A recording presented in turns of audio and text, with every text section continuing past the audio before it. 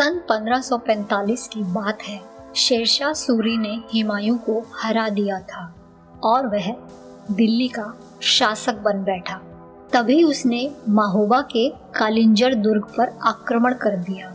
वहीं के राजा थे महाराजा कीर्ति सिंह। उन्होंने बड़ी वीरता से युद्ध किया, पर शीघ्र ही इस युद्ध ने बहुत भीषण रूप धारण कर लिया और कीर्ति सिंह उसमें मूर्छित होकर गिर पड़े। उनके सैनिक तत्परता से उन्हें किले के भीतर ले गए। शेरशाह के सैनिक किले के विशालकाय दरवाजों को तोड़ने की फिराक में थे, पर दरवाजे बहुत मजबूत थे। उन्हें तोड़ना कोई खालाजी का घर नहीं था, तो उन्होंने एक अन्य उपाय सोचा। किले के पीछे वाली दीवार की ऊंचाई कुछ कम थी। शेरशाह के सैनिक उस दीवार के नीचे बारूद की मोटी परत बिछाने में जुट गए। किले के अंदर से कोई भी इस चीज का विरोध नहीं कर पा रहा था, इसलिए शेरशाह के सैनिकों का काम और भी आसान हो गया। उधर दुर्ग के भीतर का दृश्य बड़ा ही विचित्र था। वहां के सैनिक अपने अंतिम युद्ध की तैयारी कर रहे थे। दुर्ग की दीवार कभी भी ढह सकती थी। ऐसे में शेरशाह के सैनिकों का प्रवेश लगभग निश्चित ही था। वहां की सभी औरतें जौहर की तैयारी कर रही थीं। तभी कीर्ति सिंह की पुत्री दुर्गावती वहां आ खड़ी हुई।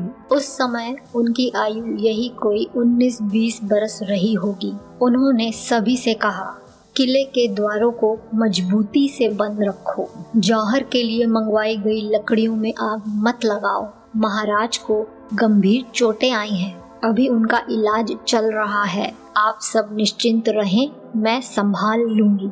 इसके पश्चात दुर्गावती ने किले के मुख्य शिखर पर जाकर नीचे की ओर देखा। शेरशाह खुद ही वहां बारूद बिछाने में लगा हुआ था। तभी दुर्गावती ऊंची आवाज में बोली, मेरे पिताजी अब कुछ ही देर के मेहमान हैं। हम आपको अपना शासक मानने को तैयार हैं।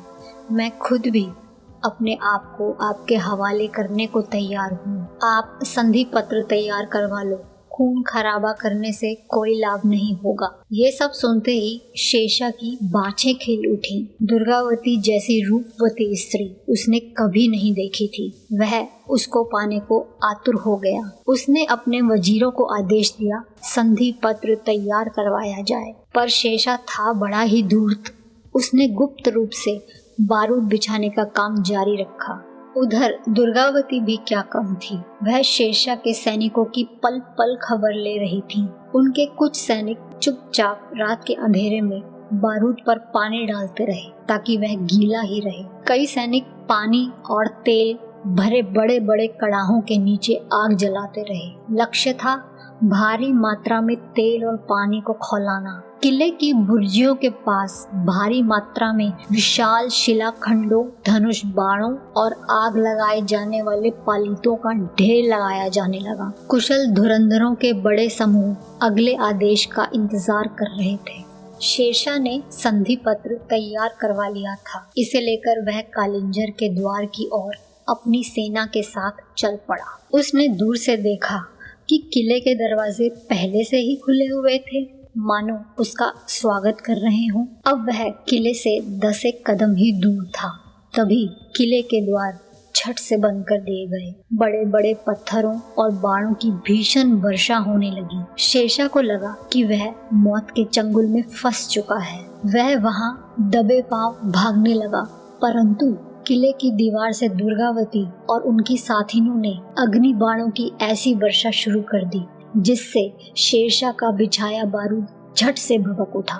नीचे शेरशाह वहीं जलकर भस्म हो गया। इतने में दुर्गावती के सैनिकों ने भी शेरशाह के सैनिकों को आ घेरा। उन्हें जरा भी संभलने का अवसर नहीं मिल पाया। वे सभी वहीं मारे गए। 22 मई 1545 का वह दिन शेरशाह सूरी के जीवन का अंतिम दिन साबित हुआ। ऐसी वीरांगना को शत शत नमन।